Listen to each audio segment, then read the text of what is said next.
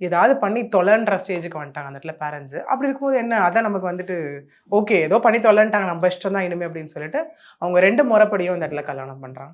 பையன் முறைப்படியும் கல்யாணம் நடக்குது, பொண்ணு ஓகே. முறைப்படியும் கல்யாணம் நடக்குது. வேற வேற கம்யூனிட்டி அப்படிங்கிறதுனால கல்யாணம் நடந்துட்டு இவங்க வந்து தனி வீட்டுக்கு போறாங்க ஆக்சுவலி. ஃபர்ஸ்ட்டு தனி வீட்டுக்கு போறாங்க. ம். இவங்க அம்மா குடுத்த அந்த வீட்லயும் கிடையாது. இவங்க அப்பா வீட்லயும் கிடையாது. அந்த அந்த ஏரியா விட்டு 2 ஏரியா தள்ளி தனி வீட்ல போறாங்க. போம்போது ஆஸ் யூசுவல் பொண்ணு வந்து வேலைக்கு போயிட்டு வராங்க. பையன் சொன்ன விஷயம் என்னன்னு பார்த்தீங்கன்னா, கல்யாணத்துக்கு அப்புறம் நான் வந்து ஊர்ல போயிட்டு, ஊர்ல யாருமே பார்த்துக்கிறதுக்கு இல்ல. அம்மாவும் இங்க தான் இருக்காங்க. நெறைய ஆடு, மாடு அதெல்லாம் இருக்கு. லைக் கொஞ்சம் ம். இதெல்லாம் இருக்கு. அதெல்லாம் வித்து நான் காசு எடுத்துட்டு வரேன். எடுத்துட்டு வந்து இங்க நான் பிசினஸ்ல இன்வெஸ்ட் பண்ண போறேன். ஏன்னா, அவங்க அண்ணன் ஏர்னிங்கு. தம்பி வந்து அப்பதான் வந்து படிச்சுட்டு இருக்காங்க. அப்படிங்கும்போது அவங்களுக்கு பெருசா செலவுகள் கிடையாது. ஸோ தம்பி ஃபீஸ்க்கு பே பண்ணா, அது அண்ணன் செலவு பார்த்துக்கிறார். அம்மாக்கு ஏதோ அவங்க அப்பா இதுலருந்து பென்ஷன் வருது அப்படிங்கும்போது, நான் ஊருக்கு போய் வித்து எடுத்துட்டு வரேன்னு போனாரு.